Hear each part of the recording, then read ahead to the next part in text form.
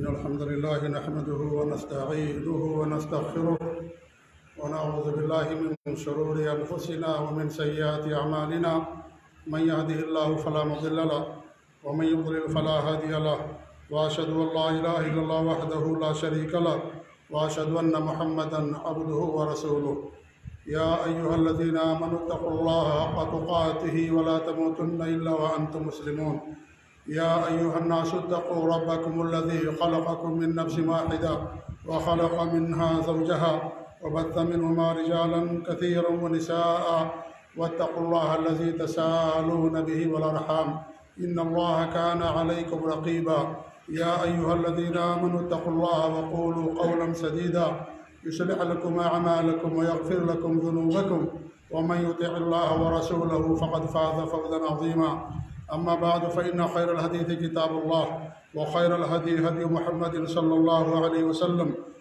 وشر الأمور محدثاتها وكل محدثة بدعة وكل بدعة ضلالة وكل ضلالة في النار. أعوذ بالله السميع العليم من الشيطان الرجيم. بسم الله الرحمن الرحيم. إن الله يحب التوابين ويحب المتطهرين. وقال رسول الله صلى الله عليه وسلم من أحب لقاء الله أحب الله لقاءه ومن كره لقاء الله كره الله لقاءه. اللہ رب العالمین سے محبت کرنا یہ دین کی بنیاد ہے، دین کی جڑ ہے۔ جس دل میں اللہ تعالیٰ کی محبت نہیں ہے اس کے دل میں گویا کہ ایمان نہیں ہے۔ ہر مومن اللہ تعالیٰ سے محبت کرتا ہے، دعویٰ تو سب کا ہے، اور چونکہ یہ دین کی بنیاد ہے، اگر اللہ کی محبت دل میں نہ ہو، اس کے بجائے اگر دل میں نفرت ہے اللہ تعالیٰ سے، تو یہ نفاق ہے، کفر ہے یہ۔ اس لیے اللہ تعالیٰ سے محبت یہ ایمان کی بنیاد ہے اور ہر ایک کا دعویٰ بھی ہے۔ لیکن اس سے بڑی بات یہ ہے کہ اللہ رب العالمین آپ سے محبت کرے۔ کچھ ایسے افراد ہیں، کچھ اللہ کے ایسے بندے ہیں، کچھ ایسے لوگ ہیں جن سے اللہ رب العالمین محبت کرتا ہے۔ یہ سب سے بڑی بات ہے اور یہ سب سے اہم چیز ہے کہ اللہ رب العالمین آپ سے محبت کرے یا ان لوگوں میں آپ کا شمار ہو جن سے اللہ تعالیٰ محبت کرتا ہے۔ آج کے اس خطبے میں کچھ ایسے افراد کا ہم ذکر کریں گے جن افراد سے، جن لوگوں سے اللہ رب العالمین محبت کرتا ہے۔ اسی کی مناسبت سے ایک آیت کریمہ کا آخری حصہ میں نے آپ کے سامنے پڑھا، جن میں اللہ رب العالمین فرماتا ہے ان اللہ یحب التوابین ویحب المتطہرین۔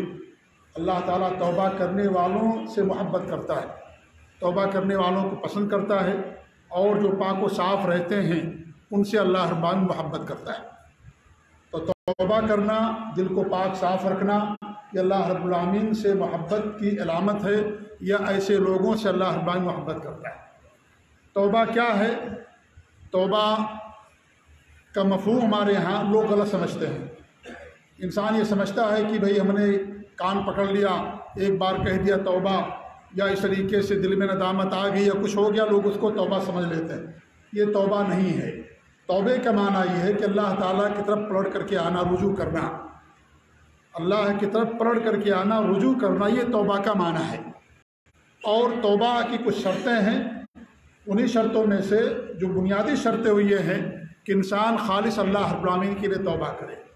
ریاکاری کے لیے، شہرت و نمود کے لیے، دکھاوے کے لیے توبہ نہیں ہونی چاہیے، بلکہ اللہ تعالیٰ کا خوف اور اللہ تعالیٰ کی خشیت اس کے دل کے اندر ہو۔ وہ اللہ رب العالمین کے لیے توبہ کرتا خلوص کے طور پر، اور ریاکاری اس کا مقصد نہیں ہے۔ یہ پہلی شرط ہے۔ دوسری شرط یہ ہے کہ انسان جس گناہ کے لیے توبہ کر رہا ہے اس گناہ کو فوراً چھوڑ دے۔ تیسری شرط یہ کہ انسان کو اس پر ندامت ہو، افسوس ہو کہ مجھ سے گناہ سرزد ہو گیا، مجھ سے غلطی ہو گئی، مجھ سے معصیت ہو گئی۔ اور چوتھی شرط یہ کہ عزم ہو کہ انسان یہ غلطی نہیں کرے گا، عزم ہو، پختہ ارادہ ہو کہ انسان یہ گناہ اور غلطی نہیں کرے گا۔ یعنی کہ انسان توبہ کرتا ہے، بار بار وہی گناہ کرتا ہے، پھر توبہ کرتا ہے، پھر وہی گناہ کرتا ہے، تو گویا کہ اپنے توبے کے اندر وہ سچا انسان نہیں ہے، صداقت نہیں ہے، خلوص نہیں ہے۔ یہ اس بات کی دلیل ہوتی انسان کا بار بار وہ گناہ کرنا۔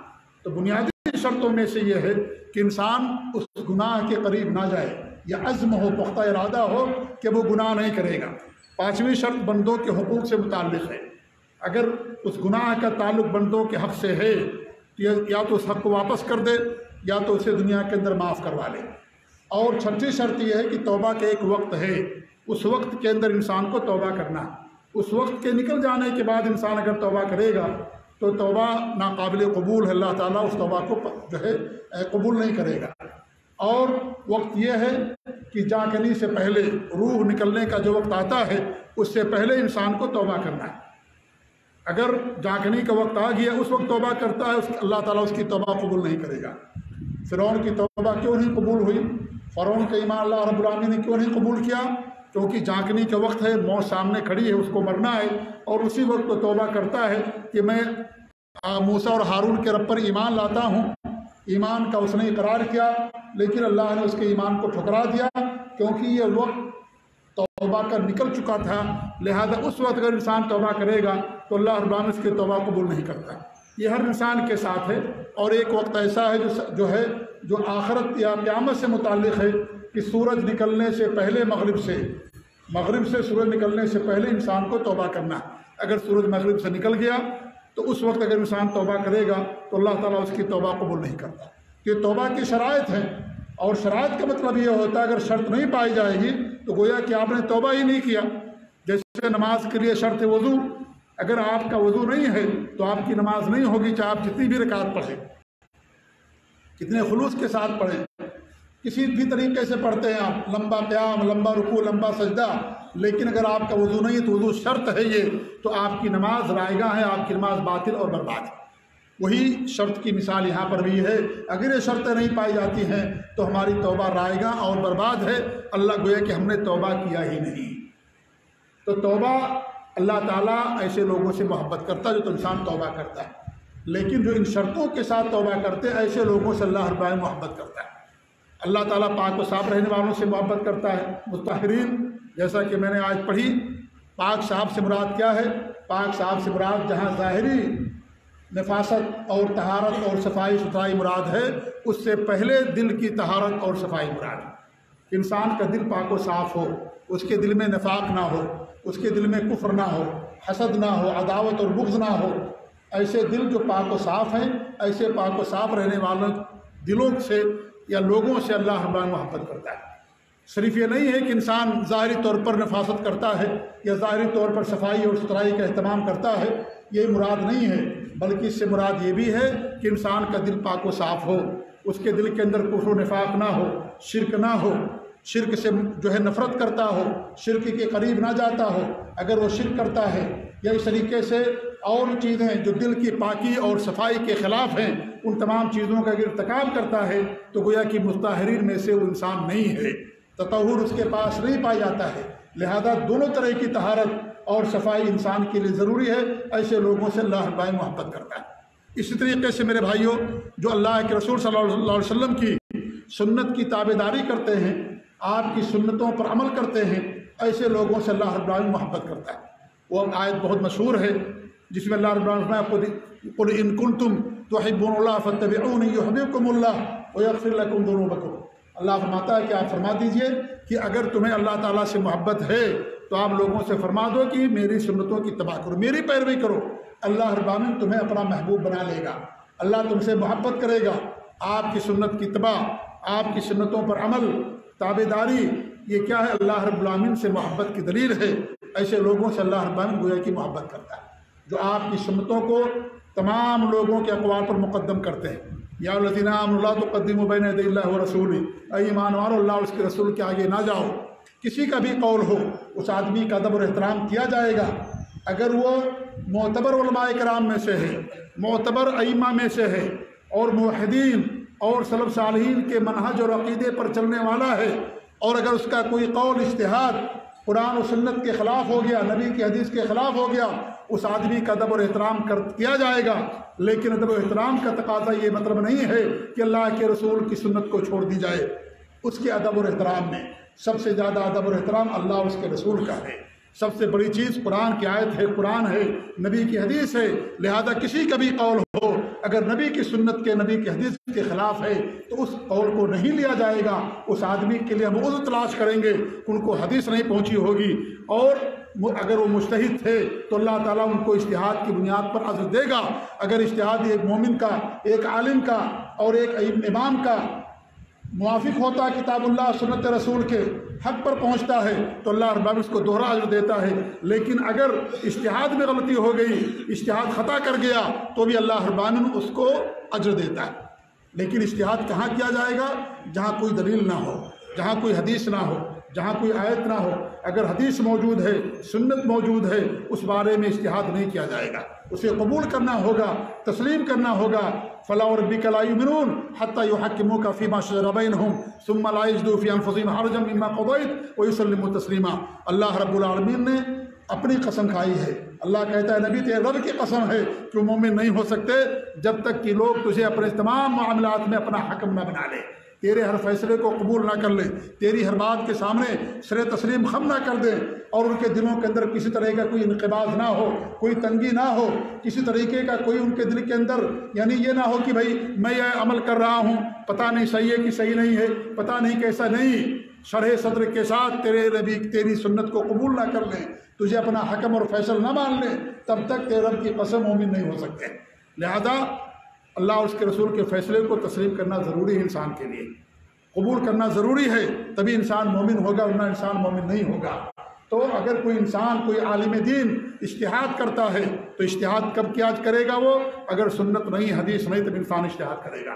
اگر نبی کی سنت ہے، نبی کی حدیث موجود ہے، قرآن کی آیت موجود ہے، ایسی صورت میں اجتہاد نہیں کیا جائے گا۔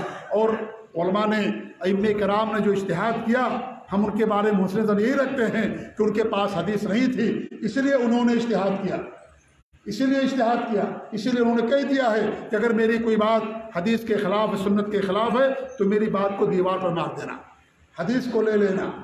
ائمہ کرام کے بہت سارے اقوال اس کے تعلق سے موجود ہیں۔ خود انہوں نے بات بیان کر دی ہے کہ اگر میری کوئی بھی بات حدیث کے خلاف ہے تو میری بات کو دیوار پر مار دینا۔ اذا صح الحدیث فہو مذہبی، صحیح حدیث ہی ہمارا مذہب ہے۔ لہذا حدیث آ گئی، نبی کی سنت آ گئی، اس کو قبول کرنا ضروری ہے، اور حدیث ہوتے ہوئے انسان اجتہاد نہیں کرے گا۔ جس مسئلے میں حدیث واضح طور پر موجود نہیں ہے، انسان وہاں اجتہاد کرتا ہے۔ جہاں حدیث موجود ہے، نبی کی سنت، نبی کا قول، نبی کا فیصلہ، قرآن کی آیت موجود ہے، وہاں انسان کا اجتہاد ناقابل قبول ہے، اس کے اجتہاد کو رد کر دیا جائے گا۔ لیکن اگر وہ معتبر ائمہ میں سے ہے، کتاب اللہ اور سنت رسول کی طرف دعوت دینے والا، شرک اور بدعات اور خرافات سے نفرت کرنے والا، لوگوں کو دور رکھنے والا، سلف صالحین کے عقیدے اور منہج پر چلنے والا ہے، تو ایسے آدمی کے لیے ہم عذر تلاش کریں گے اور یہ کہیں گے کہ اللہ رب العالمین ان کو ہر حال میں اجر دیتا ہے، کیونکہ انہوں نے جو اجتہاد کیا وہ حدیث نہ ہونے کی بنا پر کیا، اور انسان کے اجتہاد صحیح بھی ہو سکتا ہے، غلط بھی ہو سکتا ہے۔ اللہ کے رسول حدیث اجتہد الحاکم فاصاب فهو اجران واذا اخطا فله اجر واحد۔ حاکم یا عالم یا امام کوئی اجتہاد کرتا ہے اور وہ حق کو پہنچتا ہے، اس کو دوہرا اجر ملتا ہے، اگر حق کو نہیں پہنچتا تو اس کو ایک اجر ملتا ہے۔ لیکن اگر اس کا اجتہاد غلط ہو گیا تو ہماری ذمہ داری ہے کہ ہم اس کے اجتہاد کو نہ لیں، نبی کی حدیث کو لے لیں جب حدیث ہمارے پاس آ جائے۔ تو اس طریقے سے اللہ کے رسول کی سنتوں کی تابعداری کرنے والے، اللہ کے رسول کی سنتوں پر عمل کرنے والوں کو سے اللہ رب العالمین محبت کرتا ہے۔ اللہ کے رسول کی حدیث ہے من رغب عن سنتی فلیس منی، جو ہماری سنت سے اعراض کرتا ہے، ہماری سنت کو چھوڑ دیتا ہے، ہماری سنتوں پر عمل نہیں کرتا ہے، وہ ہم میں سے نہیں ہے۔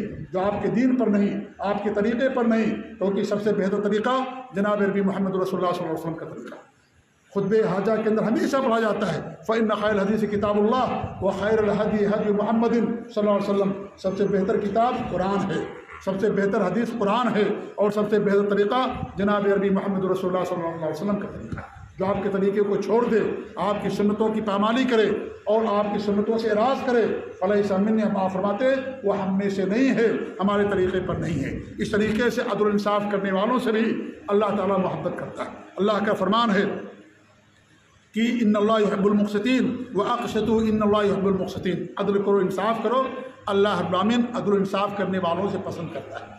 عدل و انصاف اگر ہماری ذات کے خلاف ہو رہا ہے یا ہمارے رشتہ داروں کے خلاف ہو رہا ہے تو بھی انسان کو عدل و انصاف سے کام لینا ہے۔ عدل و انصاف کرنا ہے انسان کو۔ کسی مسئلے میں آپ کو اختیار دیا گیا، آپ عدل و انصاف کیجیے، کتاب اللہ اور سنت رسول کے مطابق فیصلہ کیجیے۔ یہ نہیں کہ آپ کے رشتہ دار بیچ میں آڑے آ جائیں یا آپ کی ذات بیچ میں آڑے آ جائے، ایسے یہ عدل و انصاف نہیں ہے۔ عدل و انصاف یہ کہ انسان تمام چیزوں کو چھوڑ کر کے کتاب اللہ اور سنت رسول کے مطابق فیصلہ کرے۔ تو ایسے لوگوں سے بھی اللہ رب العالمین کیا ہے، ایسے لوگوں کو اللہ پسند کرتا ہے اور ایسے لوگوں سے اللہ رب العالمین محبت کرتا ہے۔ اللہ تعالیٰ کے ارشاد ہے وَلَا يَجْرِمَنَّكُمْ شَنَآنُ قَوْمٍ عَلَىٰ أَلَّا تَعْدِلُوا اعْدِلُوا هُوَ أَقْرَبُ لِلتَّقْوَىٰ، اگر تمہاری دشمنی ہے کسی قوم سے تو دشمنی اور عداوت تمہیں اس بات پر نہ ابھارے کہ تم ان کے درمیان عدل نہ کرو، بلکہ تم عدل سے کام لو، کیونکہ عدل ہی تقویٰ ہے، یہ عدل ہی تقویٰ کے زیادہ قریب ہے۔ تو دشمنی کے باوجود بھی نبی نے ہمیں عدل و انصاف کے ساتھ فیصلہ کرنے کا حکم دیا ہے، چاہے وہ فیصلہ کسی بڑے مسئلے میں ہو، خاندان سے متعلق ہو، گھر سے متعلق ہو، یا اس طریقے سے اور کوئی معاملہ ہو۔ کسی بھی معاملے کے اندر ہمارے دین کے اندر الحمدللہ رہنمائی موجود ہے، لہذا اس رہنمائی کو سامنے رکھتے ہوئے انسان کو عدل و انصاف کے ساتھ فیصلہ کرنا ہے۔ تو اللہ تعالیٰ ایسے لوگوں سے محبت کرتا ہے، ایسے لوگوں سے اللہ رب العالمین جو ہے یہ محبت کی دلیل ہے اللہ تعالیٰ کی سے محبت کی، جو عدل و انصاف کے ساتھ کام کرتے ہیں۔ اور سب سے بڑا عدل یہ ہے میرے بھائیوں کہ انسان توحید کو اپنائے، اس سے بڑا کوئی عدل نہیں ہے دنیا کے اندر۔ سب سے بڑا عدل ہی ہے کہ اللہ تعالیٰ ہی خالق ہے، اللہ ہی سب کا رب ہے، اللہ تعالیٰ ہی سب کا مالک ہے، وہی سب کا معبود حقیقی ہے، لہذا عبادتوں کا حق مستحق اللہ تعالیٰ کے علاوہ کوئی نہیں ہے۔ لہذا سب سے بڑا عدل یہی ہے کہ انسان توحید خالص کو اپنائے، شرک سے انسان دوری اختیار کرے، اس سے بڑا کوئی عدل نہیں ہے۔ اگر یہ عدل نہیں پایا جاتا، دنیا کا کیا ہوا عدل اللہ تعالیٰ کے ہاں کی کوئی حیثیت نہیں ہوگی۔ اگر انسان کے پاس یہ عدل نہیں ہے، کیونکہ عدل کیا کہتا ہے؟ عدل یہ کہتا ہے کہ ہر صاحب حق کو اس کا حق دو۔ اللہ تعالیٰ ہی بات کا مستحق ہے، اللہ تعالیٰ ہی حق رکھتا ہے عبادت کرنے کا، اس کی بات کی جائے۔ لہذا اللہ تعالیٰ کی بات کو چھوڑ کر کے اگر کسی اور کی بات کی جاتی ہے، یہ عدل کے خلاف ہے، اور یہ ایسا عدل ہے یا یہ عدل کے خلاف اور یہ ایسا جرم ہے جس کو اللہ رب العالمین کبھی بھی قبول جو ہے معاف نہیں کرے گا۔ اسی کو شرک کہا جاتا ہے، جو اللہ تعالیٰ کے ساتھ عدل نہیں کرتا، اللہ تعالیٰ کی بات نہیں کرتا، یہ سب سے بڑا عدل۔ کیونکہ اگر مان لیجئے آپ کا کے سامنے کوئی مسئلہ آتا ہے، مال کا مسئلہ ہے، زمین کا مسئلہ ہے، کوئی بھی مسئلہ ہے، ایک آدمی اس مال کا حق رکھتا ہے، وہ مال اس کا ہے، آپ اس کے حق میں فیصلہ اگر نہیں کرتے ہیں تو آپ اس کے ساتھ ظلم کرتے ہیں، آپ اس کے ساتھ ظلم کرتے ہیں۔ یہی معاملہ اللہ رب العالمین کے ساتھ ہے، اللہ ہی بات کا حق رکھتا ہے، اللہ ہی کی بات ہونی چاہیے زمین کے اندر، پوری کائنات کے اندر۔ اللہ نے ہمیں اپنی بات ہی کے لیے پیدا کیا ہے، لہذا انسان اللہ کی بات کو چھوڑ کر کے اگر کسی دوسرے کی بات کرتا ہے تو اللہ رب العالمین کے ساتھ شرک ہے، اور شرک کو اللہ رب العالمین کبھی معاف نہیں کرے گا۔ تو عدل کا مفہوم صرف بندوں کے درمیان نہیں ہے، اس بندوں کے درمیان عدل و انصاف سے آپ کام لے لیجیے، یہ مطلوب ہے ہم سے، کیونکہ حقوق العباد ہے وہ، لیکن ساتھ ہی ساتھ جو اللہ کا حق ہے، جو بندوں کا خالق ہے، جس کا سب سے بڑا حق ہے، اس حق کو پامال کر کے اگر کوئی انسان بندوں کے حق کے ساتھ عدل و انصاف کرتا ہے تو اس کا کوئی فائدہ آخرت کے اندر نہیں ملے گا۔ دنیا کے اندر فائدہ ہو سکتا ہے، لوگ اس کی تعریف کریں گے، دنیا کے اندر نعمتیں اللہ کی اس کو مل سکتی ہیں، لیکن آخرت کے اندر ایسے شخص کے لیے کوئی فائدہ نہیں ہوگا۔ تو سب سے بڑا عدل یہ ہے کہ اللہ تعالیٰ کی خالص بات کی جائے، اسی پر ایمان لایا جائے، اللہ کی بات کے ساتھ کسی کو شریک نہ کیا جائے۔ اگر ہم نے ایسا جرم کیا تو ایسے شخص کو اللہ رب العالمین کبھی جنت کے اندر داخل نہیں کرے گا۔ ایسے احسان کرنے والوں سے اللہ محبت کرتا ہے، ان اللہ یحب المحسنین۔ اللہ فرماتا ہے کہ اللہ رب العالمین احسان کرنے والوں سے پسند کرتا ہے یا ان سے محبت کرتا ہے۔ اللہ کے ارشاد ہے وَأَنفِقُوا فِي سَبِيلِ اللَّهِ وَلَا تُلْقُوا بِأَيْدِيكُمْ إِلَى التَّهْلُكَةِ إِنَّ اللَّهَ وَأَحْسِنُوا إِنَّ اللَّهَ يُحِبُّ الْمُحْسِنِينَ۔ اللہ فرماتا ہے کہ اللہ کی راہ میں خرچ کرو۔ اللہ نے جو کچھ تمہیں دیا ہے، مال دیا، علم دیا، کوئی بھی چیز دی ہے، انفاق صرف مال خرچ کرنے کا نام نہیں ہے کہ انسان صرف مال اللہ کی راہ میں خرچ کرے۔ آپ کو اللہ نے علم دیا، وہ بھی انفاق ہے۔ اللہ نے آپ کو منصب دیا ہے، اس منصب کو اللہ کے دین کے لیے استعمال کرتے ہیں، وہ بھی انفاق ہے کہ اللہ کے دین کے لیے، اس کے نشر و اشاعت کے لیے آپ استعمال کرتے ہیں۔ اللہ کی راہ میں خرچ کرو، جو بھی اللہ نے آپ کو دیا ہے، مال دیا، دولت دیا، منصب دیا، جو کچھ بھی دیا، علم دیا، اس علم کو، اس مال کو اللہ کی راہ میں خرچ کیجیے۔ وَلَا تُلْقُوا بِأَيْدِيكُمْ إِلَى التَّهْلُكَةِ، اور اپنے آپ کو ہلاکت میں نہ ڈالو۔ ہلاکت کی جگہوں سے بچیے، وہ چیزیں جو انسان کو ہلاک و برباد کر دیں اور انسان کو موت کے گھاٹ اتار دیں۔ اور سب سے بڑی ہلاکت کی چیز کیا جانتے ہیں؟ اللہ تعالیٰ کے ساتھ شرک کرنا ہے۔ اس لیے قرآن کی ہر آیت میں ہمیں درس ملتا ہے توحید کا، ہر آیت میں ہمیں شرک سے دور رہنے کا درس ملتا ہے पूरा कुरान तौहीद है, पूरा कुरान शिर्क से हमको डराता है। नबी की पूरी सुन्नत, नबी की पूरी तालीम हमें तौहीद खालिस की तालीम देती है और शिर्क से डराती है। सबसे बड़ी हलाकत यही है कि इंसान जहन्नम के अंदर चला जाए। सबसे बड़ा खसारा यही है कि इंसान जहन्नम के अंदर चला जाए। उससे बड़ी हलाकत की कोई चीज़ नहीं हो सकती। दुनिया में इंसान अगर मर भी गया तौहीद पर है, वो आखिरत के अंदर जन्नत के अंदर जाएगा वो, क्योंकि मौत तो सबको आनी ही आनी है। आज बच गए कल नहीं बचेंगे, वक्त मुकर्रर है सबका। इसलिए हमारे नबी ने फरमाया कि चाहे तुम्हें जला दिया जाए, चाहे तुम्हें कत्ल कर दिया जाए, अल्लाह ताला के साथ शिरक नहीं करना, क्योंकि मौत तो आनी ही आनी। आज बच जाओगे कल नहीं बचोगे, लेकिन ईमान का सौदा ना करना, अल्लाह ताला के साथ शिरक ना करना। चाहे तुम्हें जला दिया जाए, चाहे तुम्हें कत्ल कर दिया जाए, ये दौलत मिल गई तुम्हें तौहीद की, शिरक से दूरी की, इस दौलत को कभी ना छोड़ना। तुम कितने भी हालात नासाजगार हो, कितना भी परेशानी और मुसीबत के अंदर हो, लेकिन इस अजीम तरीन दौलत को ना छोड़ना, क्योंकि यही इस्लाम की बुनियाद है, यही इस्लाम की सबसे बड़ी दौलत है, तौहीद खालिस। अगर ये हमने छोड़ दिया तो हम दौलत से महरूम हो गए। तो अल्लाह फरमाता है कि वला तुल्क़ू बिअयदीकुम इला तहलुका, हलाकत की जगहों में से बचो, हलाकत की जगहों में अपने आप को ना फेंको। व अहसिनु इन्नल्लाह युहिब्बुल मुहसिनीन, और एहसान करो, अल्लाह रब्बुल आलमीन एहसान करने वालों को पसंद करता है। एहसान सबके साथ होना चाहिए, बंदों के साथ, जानवरों के साथ, अपनों के साथ, गैरों के साथ, सबके साथ एहसान होना चाहिए।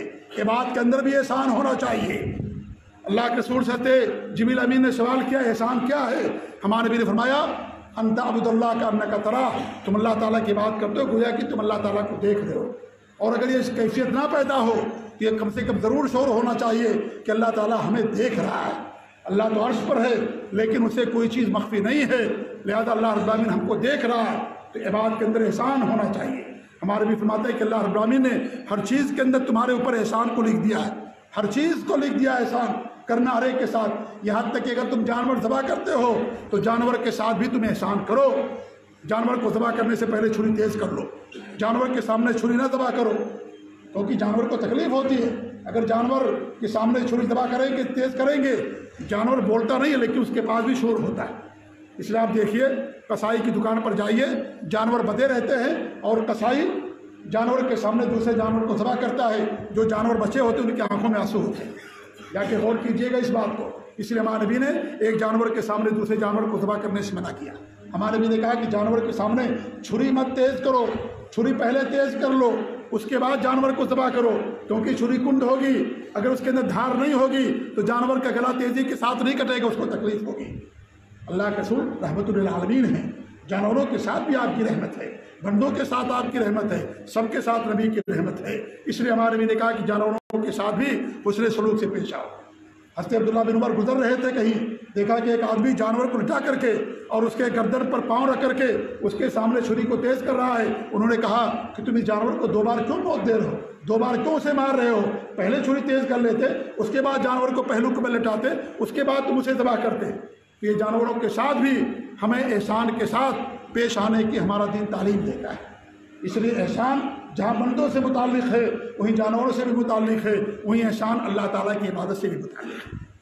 इसलिए मेरे भाइयों, मैं बार बार ये कहता हूँ, इस्लाम का कोई ऐसा हुक्म नहीं है जिस हुक्म के अंदर, या कोई ऐसी इबादत नहीं है इस्लाम की जिसके अंदर आपको तौहीद नज़र ना आए, जिसके अंदर आपको शिर्क से दूरी नज़र ना आए। इबादत जो करते हैं उसमें भी एहसान इंसान रखे कि अल्लाह ताला के लिए खालिस इबादत हो, अल्लाह ताला के साथ किसी को शरीक ना करे। वो इन्नल्लाह युहिब्बुल मुहसिनीन, अल्लाह रब्बुल आलमीन एहसान करने वालों को पसंद करता है। तो ये भी अल्लाह रब्बुल आलमीन से मोहब्बत की एक दलील होती है। ऐसी अल्लाह ताला से मुलाकात की तमन्ना रखना, आरज़ू रखना कि अल्लाह ताला हमारी उससे मुलाकात कब होगी। मुलाकात की तमन्ना इंसान के दिल के अंदर अगर है तो गोया कि अल्लाह ताला ऐसे लोगों से मोहब्बत करता है। अल्लाह के रसूल सल्लल्लाहु अलैहि वसल्लम की हदीस है, उबादा बिन सामित रज़ियल्लाहु अन्हु फरमाते हैं, मन अहब्ब लिक़ा अल्लाह अहब्ब अल्लाहु लिक़ाहु, जो अल्लाह ताला से मुलाकात की तमन्ना रखता है उसे मोहब्बत है कि अल्लाह ताला से हमारी मुलाकात हो, तो अल्लाह ताला भी उससे मुलाकात करने के लिए मोहब्बत करता है। और जो अल्लाह ताला से मिलने को नापसंद करता है तो अल्लाह रब्बुल आलमीन भी उससे मिलने को नापसंद करता है। लेकिन इसका मतलब ये नहीं है मेरे भाइयों कि इंसान मौत की तमन्ना करे, क्योंकि मौत की तमन्ना करने से मना किया गया शरीयत के अंदर। ये कब का मरहला है? जब इंसान की मौत का वक्त हो, جب فرشتے انسان کو اور ایک مومن کو اور ایک موحد کو سلف صالحین کے منہج پر چلنے والے کو جب اسے جنت کی بشارت دیتے ہیں، خوشخبریاں سناتے ہیں، اس وقت تمنا کرتا ہے کہ کب ہماری اللہ تعالیٰ سے ملاقات، اس وقت کے لیے حدیث ہے۔ اس لیے موت کی تمنا کرنے سے منع کیا گیا۔ انسان کو کتنی بھی مصیبت کیوں نہ ہو، کتنی ہی بڑی پریشانی کیوں نہ ہو، کتنی بڑی بیماری اور کتنا بڑا مرض کیوں نہ ہو، اسلام کے اندر موت کی تمنا کرنے سے منع کیا گیا ہے۔ ہو سکتا ہے اللہ رب العالمین آپ کو شفا دے دے، شفا دینے والا اللہ رب العالمین ہے، اس لیے موت کی تمنا کرنے سے منع کیا گیا۔ یہ اس وقت کی حدیث ہے جب انسان کی روح نکلنے کا وقت ہو اور آخری مرحلہ چل رہا ہو، تو ایسے موقع پر فرشتے حاضر ہوتے ہیں، اور فرشتے ایسے لوگوں کو جنت کی جو موحدین ہوتے ہیں، اللہ کے نیک بندے ہوتے ہیں، فرشتے ان کو خوشخبریاں سناتے ہیں۔ اور جب انسان خوشخبری سنتا ہے تو اللہ تعالیٰ سے محبت ملاقات کی تمنا اگر کرتا ہے تو اللہ رب العالمین ایسے بندے سے بھی ملاقات کرنے کی تمنا رکھتا ہے، محبت کرتا ہے ایسے لوگوں سے۔ جیسا کہ حدیث کے اندر آتا ہے، حضرت عائشہ فرماتی ہیں یا آپ کی بعض بیویوں نے کہا انا لنکرہ الموت، کہ ہم موت کو ناپسند کرتے ہیں۔ قال لیس ذلک، تمہارے نبی نے کیا فرمایا کہ یہ وہ مطلب نہیں ہے کہ نہ اللہ تعالیٰ سے محبت کرنے کا، ملاقات سے محبت کرنا اور آرزو رکھنے کا مطلب کہ آپ جو ہے موت کی تمنا کریں، نہیں، کیونکہ ہم موت سے ہمیں جو ہے وہ کہتے ہیں ہمیں موت سے نفرت ہے، ہم موت کو پسند نہیں کرتے، اور نہ ہی موت کی تمنا کرنے کے لیے حدیث کے اندر کہا گیا۔ لیکن ہمارے نبی نے کیا فرمایا، بخاری کی حدیث ہے، وَلَٰكِنَّ الْمُؤْمِنَ إِذَا حَضَرَهُ الْمَوْتُ بُشِّرَ بِرِضْوَانِ اللَّهِ وَكَرَامَتِهِ، لیکن جب ایک مومن کے پاس جب موت حاضر ہوتی ہے، موت کا وقت قریب ہوتا ہے، تو ایسے آدمی کو اللہ کی رضامندی کی اور اللہ تعالیٰ کی کرامتوں کی، اللہ تعالیٰ کے پاس جو نعمتیں ہیں اس کی اسے بشارت دی جاتی ہے۔ ایک مومن کو جو صاحب ایمان ہے، کامل ایمان والا، تو موحد ہے جو اللہ تعالیٰ کے ساتھ شرک کرنے والا نہیں، اللہ کی خالص بات کرنے والا، ایسے مومن کے لیے اللہ کی رضامندی اور اللہ رب العالمین کی جو نعمتیں ہیں اس کی بشارت دی جاتی ہے۔ فَلَيْسَ شَيْءٌ أَحَبَّ إِلَى اللَّهِ أَمَامَهُ، اب ایسی چیز دنیا کے اندر کوئی ایسی چیز نہیں ہوتی ہے جو اس کے نزدیک اللہ تعالیٰ سے ملاقات سے زیادہ محبوب ہو۔ جب اسے یہ خوشخبری سنائی جاتی ہے کہ تمہیں اللہ کی رضامندی مل رہی ہے، تمہاری اللہ تعالیٰ کی نعمتیں ہیں، تو ایسی صورت میں سب سے زیادہ جو محبوب اس کے نزدیک ہوتی ہے اللہ رب العالمین سے ملاقات ہوتی ہے۔ لہذا ایسی صورت میں جب وہ اللہ تعالیٰ سے ملاقات کی محبت کرتا ہے تو اللہ تعالیٰ اس سے بھی محبت کرتا ہے ایسے لوگوں سے، اور اللہ رب العالمین ایسے لوگوں سے ملنے کو پسند کرتا ہے، ملاقات کو پسند کرتا ہے۔ پھر ہمارے نبی فرماتے ہیں وَأَنَّ الْكَافِرَ، رہا کافر، اِذَا حَضَرَهُ الْمَوْتُ، جب اس کے پاس موت کا وقت قریب آتا ہے، بُشِّرَ بِعَذَابِ اللَّهِ وَعُقُوبَتِهِ، وہ اللہ تعالیٰ کی عذاب اور اللہ تعالیٰ کی سزا کی اس کو دھمکی دی جاتی ہے کہ اب تمہیں سزا ملنے والی ہے، دنیا میں تم نے بہت مزے کر لیے، دنیا کے اندر تم نے جو کر لیا، اب تمہارے لیے، تم اللہ پر ایمان نہیں رکھتے تھے، اللہ تعالیٰ کے ساتھ شرک کرتے تھے، اللہ کی خالص بات نہیں کرتے تھے، تم اللہ کا انکار کرتے تھے، لہذا تمہیں اللہ تعالیٰ کے عذاب کی جو ہے دھمکی دی جاتی ہے، اللہ تعالیٰ کے عذاب کی تمہیں وعید سنائی جاتی ہے۔ تو ایسی صورت میں فَلَيْسَ شَيْءٌ أَكْرَهَ إِلَيْهِ مِمَّا أَمَامَهُ كَرِهَ لِقَاؤُهُ، اب ایسی صورت میں اس کے سامنے سب سے زیادہ جو ناپسندیدہ چیز ہوتی ہے وہ اللہ تعالیٰ سے ملاقات ہوتی ہے، کیونکہ اس کو معلوم ہے کہ موت ہوگی، اب اللہ تعالیٰ کا عذاب ملنا شروع ہو جائے گا، اللہ تعالیٰ کا عذاب ملنا شروع ہو جائے گا۔ اس لیے سب سے زیادہ جس سے اس وقت نفرت کرتا ہے اللہ تعالیٰ سے ملاقات کی نفرت کرتا ہے، تو ایسی صورت میں اللہ تعالیٰ بھی اس سے نفرت کرتا ہے۔ یہ اس کا مطلب ہے کہ جب انسان کی روح نکلنے کا وقت ہوتا ہے، موت کا وقت قریب ہوتا ہے، اس وقت فرشتے مومن کو خوشخبری سناتے ہیں، اس وقت مومن تمنا کرتا ہے کہ کب اللہ تعالیٰ سے ملاقات ہوگی اور کب ہمیں یہ ساری نعمتیں اللہ تعالیٰ کی ملیں گی۔ اس لیے میرے بھائیوں، جنت کے اندر جو سب سے بڑی نعمت ہوگی وہ اللہ رب العالمین کا دیدار ہوگا، اس سے بڑی کوئی نعمت نہیں ہوگی۔ جنت کے اندر سب سے بڑی نعمت اللہ رب العالمین کا دیدار ہوگا، اللہ تعالیٰ اپنا دیدار کرائے گا جنتیوں کو۔ جنت کے اندر جو نعمتیں ہیں ان تمام نعمتوں کے سامنے اللہ تعالیٰ سے ملاقات کی نعمت جو ہے بڑی نعمت ہے۔ اس لیے اللہ تعالیٰ پوچھے گا جنتیوں سے کیا کسی چیز کی کوئی کمی ہے، کہیں گے اب اس سے زیادہ اور کیا نعمت ہو سکتی ہے، اللہ رب العالمین اپنا دیدار کرائے گا۔ لہذا وہ سب سے بڑی نعمت ہوگی جنت کے اندر اہل جنت کے لیے کہ اللہ تعالیٰ اپنا دیدار کرائے گا۔ تو جو انسان اللہ تعالیٰ سے ملاقات کے لیے کی محبت کرتا ہے، تمنا اور آرزو رکھتا ہے، اللہ رب العالمین ایسے آدمی سے بھی محبت کی تمنا اور آرزو رکھتا ہے۔ یہ بھی ایک دلیل ہے اور ایک علامت ہے اور ایک ضابطہ ہے کہ اللہ تعالیٰ ایسے لوگوں سے محبت کرتا ہے۔ اس طریقے سے جو کثرت سے نفلی عبادات کرتے ہیں، اللہ تعالیٰ ایسے لوگوں سے بھی محبت کرتا ہے۔ فرض تو سب کے لیے ضروری ہے، ہر بندے کو پڑھنا فرض جو وقت نماز ہے، یا جو فرائض ہیں فرائض کرنا تو سب کے لیے ضروری ہے۔ اگر انسان فرض نہیں ادا کرے گا، واجب نہیں کرے گا، گنہگار ہوگا۔ لیکن فرض کی ادائیگی کے ساتھ ساتھ میرے بھائی وہ نوافل کا بھی اہتمام کرتا ہے، تو ایسے صورت میں اللہ تعالیٰ ایسے آدمی سے محبت کرتا ہے۔ ایسے ہی میرے بھائیوں جو متقی لوگ ہیں اللہ تعالیٰ ان سے محبت کرتا ہے، تقوی اختیار کرنے والے، اللہ تعالیٰ سے ڈرنے والے۔ اللہ تعالیٰ کا ارشاد ہے ان اللہ یحب المتقین، کہ اللہ تعالیٰ متقیوں سے محبت کرتا ہے۔ قرآن کی بہت ساری آیتیں ہیں، اور اللہ رب العالمین نے جنت متقیوں ہی کے لیے بنائی۔ اللہ وسارعوا الی مغفرۃ من ربکم وجنۃ عرضها السماوات والارض وعدت للمتقین، اللہ کی مغفرت کی طرف دوڑ کر کے آؤ، اور اس جنت کی طرف جس کی چوڑائی اور کشادگی آسمان اور زمین سے بھی زیادہ ہے، جسے اللہ نے متقیوں کے لیے بنائی ہے۔ تو جنت میرے بھائیوں جو متقین ہیں ان کے لیے اللہ رب العالمین نے بنایا ہے۔ اور متقی کون ہے؟ متقی کے لیے ضروری ہے کہ انسان موحد ہو۔ اگر موحد نہیں تو متقی نہیں ہو سکتا۔ یہ بات اپنے دماغ میں ہم اور آپ بٹھا لیں۔ جنت میں جانے کی بنیاد توحید ہے، اگر توحید نہیں ہے تو انسان متقی نہیں ہو سکتا۔ کتنا ہی نوافل کا اہتمام کرے، کتنا ہی نمازوں کی پابندی کرے، کتنا ہی وہ خیر کا کام کرے، کتنا ہی نیک کام کرے، اگر توحید خالص نہیں اس کے پاس، شرک سے دوری نہیں ہے اس کے پاس، تو ایسا انسان متقی نہیں ہو سکتا۔ کیونکہ شرک کرنے والوں پر جنت کو حرام کر دیا گیا، لہذا اور جنت میں جائے گا مومن، اور متقی اور موحد جائے گا۔ لہذا جب وہ شرک کرنے والا ہو گیا تو گیا کہ متقی نہیں ہو گیا، متقی نہیں رہ گیا وہ۔ تقوی کے لیے توحید یہ بنیاد ہے، یہ اس کے بغیر انسان متقی نہیں ہو سکتا۔ یاد رکھ لیجیے اس بات کو۔ اس لیے ظاہری طور پر اگر کوئی آدمی نیک دکھتا ہے، نمازوں کا روزے کا پابند ہے، وہ کہتے ہیں بہت اچھا انسان ہے، بہت پرہیزگار۔ نہیں، پرہیزگار ہماری نظر میں، آپ کی نظر میں ہو سکتا ہے، وہ اللہ کی نظر میں پرہیزگار وہ نہیں ہے۔ اللہ کی نظر میں پرہیزگار ہوا ہے جو خالص، جو توحید والا ہے، جو شرک سے دوری اختیار کرنے والا ہے، وہ اللہ کی نظر میں متقی ہے، وہ اللہ کی نظر میں پرہیزگار ہے۔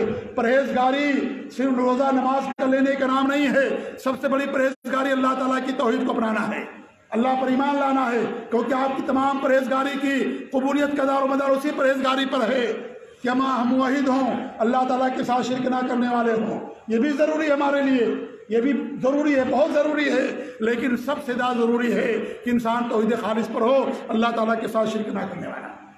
اس سے اگر وہ شرک کرتا ہے اس آدمی کی اللہ تعالیٰ کی کوئی اہمیت نہیں، کوئی اس کا مقام مرتبہ نہیں ہے جو توحید خالص کے اوپر نہ ہو۔ یہ ساری باتیں کیوں بتاتے میرے بھائیوں؟ کیونکہ آج ہمارے معاشرے میں دیکھیے کتنا شرک ہے، کتنی بدعات و خرافات ہے، کتنا لوگ شرک کرتے ہیں۔ اس لیے بتایا جاتا ہے ہمیشہ قرآن کی کوئی ایسی آیت نہیں ہوگی جس میں آپ کو شرک سے دور رہنے کی تعلیم نہ دیتی ہو، توحید خالص کی تلقین نہ کرتی ہو۔ پورا قرآن، پورے انبیاء کرام کی دنیا کے اندر آنا، ان کی بعثت، پوری دنیا کی تخلیق، پوری دنیا کی کائنات، ہمیشہ توحید کا ذکر ہمیشہ میرے بھائی اسی لیے کیا گیا ہے۔ دن اور رات میں ہمیشہ اذانیں ہوتی ہیں، اذان کے اندر توحید کے علاوہ کیا ہے میرے بھائیوں؟ سب زیادہ جس کا ذکر ہے توحید کا ذکر ہے، ہمیشہ توحید کا ذکر ہوتا ہے۔ لوگ کہتے ہیں ہمیشہ آپ توحید بیان کرتے ہو، ضرورت ہے توحید کی، اس لیے بیان کیا جاتا ہے۔ امت مسلمہ توحید کو کھو چکی ہے، شرک کی دلدل میں گھس چکی ہے، شرک کی عمیق گار میں پہنچ چکی ہے۔ اس لیے میرے بھائیوں تو جب تک شرک کو نہیں چھوڑیں گے اللہ رب العالمین دنیا کے اندر ہمیں تمکنت عطا نہیں کرے گا۔ ضروری ہے اس کے لیے، اس لیے بار بار اس بات کی تعلیم دی جاتی ہے۔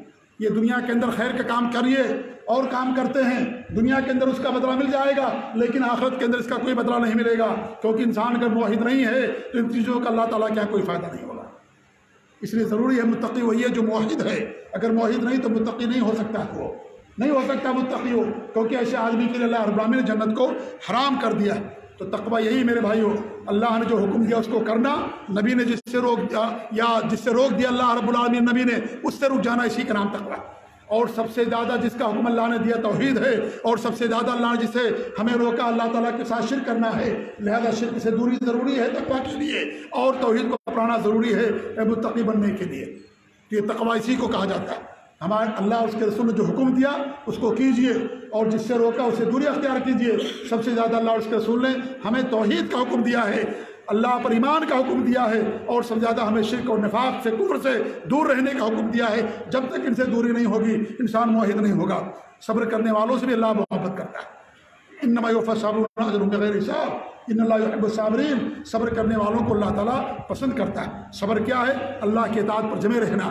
یہ صبر کی 3 قسمیں ہیں، اللہ کی اطاعت پر جمے رہنا، اللہ اور دوسرا قسم یہ ہے کہ اللہ کی معصیت سے دوری اختیار کرنا، یہ صبر ہے، یہ نیکی ہے۔ انسان اگر شرک سے دور رہتا نیکی کرتا ہے، اگر انسان گناہ سے دور رہتا نیکی کرتا ہے۔ نیکی صرف کرنے کا نام نہیں ہے، نیکی چھوڑنے کا بھی نام ہے۔ آپ نے گناہ چھوڑ دیا، یہ بھی نیکی ہے، یہ بھی نیکی ہے۔ یہ نیکی صرف کرنے کا نام نہیں ہے، آپ گناہوں سے دور رہتے ہیں، گویا کہ آپ صبر کرتے ہیں اور آپ گویا کہ نیکی کام کرتے ہیں۔ تو نیکی کا کرنا اور گناہوں کو چھوڑ دینا دونوں نیکی ہوتی ہے۔ تو صبر کی ایک قسم اللہ کی اطاعت پر جمے رہنا، دوسری قسم یہ ہے کہ برائیوں دوری اختیار کرنا، اور تیسری قسم یہ ہے کہ جو مصیبتیں اور پریشانیاں آئیں ان پر صبر کرنا۔ جو بھی آپ کے ساتھ اللہ نے فیصلہ کر دیا اپنی حکمت اور علم کے مطابق، وہ چیز کوئی چیز آپ کو حاصل ہو تو اس پر آپ صبر کریں، آپ اس کو جو ہے آؤ فغا نہ کریں، روئیں اور چلائیں نہیں، بندوں جا کر کے شکایت نہ کریں۔ اگر آپ نے بندوں سے شکایت کر دیا، یہ صبر نہیں ہوا۔ صبر کی بنیاد یہ ہے، سب سے پہلی سیڑھی ہے کہ انسان صبر کر لے، اسے دوسروں کے سامنے اسے نہ بیان کرے۔ اگر بیان کرنا اللہ تعالیٰ سے بیان کرے، اللہ ہی مصیبتوں کو دور کرنے والا ہے۔ تو صبر کرنے والوں سے بھی اللہ رب العالمین محبت کرتا ہے، اللہ پر توکل کرنے والے ان سے بھی اللہ محبت کرتا ہے کہ اللہ پر توکل کیجیے، اللہ پر بھروسہ کیجیے۔ لیکن توکل کا مطلب یہ نہیں کہ آپ اسباب نہ اختیار کیجیے، اسباب اختیار کیجیے، نتیجہ اللہ کی ذات پر چھوڑ دیجیے، اس کو توکل کہا جاتا ہے۔ اسباب اختیار کیجیے، بیمار ہو کے دوا کیجیے اور اللہ تعالیٰ سے شفا کی امید رکھیے، اس کو توکل کہا جاتا ہے۔ یعنی کہ آپ دوا نہ کریں، آپ روزی کے لیے باہر نہ نکلیں، چڑیا بھی روزی کے لیے باہر نکلتی ہے، تبھی اللہ تعالیٰ اس کو روزی دیتا ہے۔ اسے توکل یہ نہیں ہے کہ انسان اسباب کو چھوڑ دے، ایسے لوگوں سے اللہ محبت کرتا ہے۔ ایسے میرے آخری بات یہ ہے کہ اچھے اخلاق والوں سے اللہ تعالیٰ محبت کرتا ہے، جن کا اچھا اخلاق ہے بندوں کے ساتھ بھی، اللہ تعالیٰ کے ساتھ بھی۔ اللہ کے ساتھ سب سے بڑا اخلاق کیا ہے؟ اللہ کی توحید کو اپنانا۔ یاد رکھیے اس بات کو، یہی سب سے اہم چیز ہے۔ اللہ کے ساتھ آپ کا اخلاق صحیح ہوگا تب جا کر کے بندوں کے اخلاق کا آپ کو فائدہ ہوگا۔ اگر اللہ کے ساتھ آپ کا اخلاق صحیح نہیں ہے، اللہ کے ساتھ آپ کا معاملہ صحیح نہیں، شرک کرتے، نماز چھوڑتے، بدعت و خرافات کرتے، گناہ بڑے بڑے گناہوں کا ارتکاب کرتے، آپ کا اللہ تعالیٰ کے ساتھ معاملہ صحیح نہیں ہے۔ سب سے بڑا حق رب العالمین کا ہے، اس لیے سب سے بڑا حق جب اسی کا ہے تو سب سے بڑا اخلاق اللہ تعالیٰ کے ساتھ ہونا چاہیے۔ اس لیے ہمارے نبی نے ایمان کو اخلاق سے جوڑ دیا ہے۔ سب سے کامل ایمان والا ہوا ہے جو اچھے اخلاق والا ہے۔ لہذا کامل ایمان کیا ہے کہ انسان شرک نہ کرے، خالص توحید اللہ رب العالمین کی، اور وہ شرک سے دوری اختیار کرے، تمام فرائض اور واجبات پر وہ عمل کرے۔ لہذا ایمان، اخلاق بھی ایمان ہے۔ سب سے بڑا اخلاق اللہ تعالیٰ کی توحید کو اپنانا ہے۔ ہم بھول جاتے ہیں ان تمام چیزوں کو، ان باریکیوں کو بھول جاتے ہیں۔ انسان یہ سمجھتا ہے کہ بندوں کے ساتھ اچھا اخلاق کر لیا، یہی مراد نہیں۔ حسن خلق جو کہا گیا کہ ترازو میں سب سے زیادہ وزنی چیز جو ہوگی حسن اخلاق، وہ حسن اخلاق میں اللہ تعالیٰ کے ساتھ بھی ایمان داخل ہے کہ انسان اللہ تعالیٰ کے ساتھ اچھے اخلاق والا، کیونکہ جب بڑا حق اسی کا ہے تو اس کا حق بھی آپ کو ادا کرنا ہے۔ بندوں کا حق اگر آپ ادا کر رہے ہیں لیکن اللہ کا حق ادا نہیں کرتے تو اسی حسن اخلاق کا کوئی فائدہ نہیں ہوگا۔ یہ حقائق سمجھیے میرے بھائیوں۔ کیوں میں بار بار یہ بات کہتا ہوں؟ اس لیے کہ ضرورت ہے اس کو سمجھنے کی۔ اگر امت سمجھ جائے، آج توحید کو اپنا لے گی، شرک سے اپنے آپ کو بچا لے گی، لیکن لوگ ان حقائق کو نہیں سمجھتے۔ تو اللہ تعالیٰ کے ساتھ حسن اخلاق، یہ توحید ہے یہ، اور یہ سب سے بڑا اخلاق ہے یہ۔ اگر یہ اخلاق ہمارا نہیں ہے، بندوں کے ساتھ حسن اخلاق سے ہمیں کوئی فائدہ نہیں ہوگا۔ تو میرے بھائیوں، ایسے لوگوں سے اللہ محبت کرتا ہے۔ اگر آپ چاہتے، ہم چاہتے ہیں کہ اللہ ہم سے محبت کرے، ان اخلاق کو، ان چیزوں کو، ان عبادات کو، ان تمام چیزوں کو اپنانے کی ضرورت ہے تاکہ اللہ تعالیٰ ہم سے محبت کرے۔ اللہ سے دعا کہ اللہ رب العالمین ہمیں صاحب ایمان بنائے، اللہ رب العالمین صاحب اخلاق بنائے، اللہ ہمارے ایمان کے اندر پختگی عطا فرمائے، اللہ ہم سب کو توحید خالص پر قائم رکھے، شرک بدعت اور خرافات سے دوری اختیار کرنے کی توفیق دے، ان تمام چیزوں سے اللہ تعالیٰ ہم سب کو محفوظ رکھے۔ اللہ ہم لوگوں سے محبت کرنے والا، اللہ ہم سے محبت کرے۔ اللہ سے دعا کہ اللہ تعالیٰ وہ ہم سے محبت کرے، آپ سے محبت کرے، لیکن شرط یہ ہے کہ تمام چیزوں کی جو شرائط بیان کی گئی ہیں اگر وہ چیزیں ہوں گی تو اللہ تعالیٰ ہم سے محبت کرے گا۔ اللہ تعالیٰ سے دعا ہے کہ اللہ رب العالمین ہم سب کو اپنے ایمان پر قائم و دائم رکھے، توحید پر قائم و دائم رکھے، آمین یا رب العالمین۔ بارک اللہ علیہ ولکم فی القرآن العظیم ونفعني وإياكم بالآیات والذکر الحکیم، انہ تعالی جواد کریم ملک بر رؤوف رحیم۔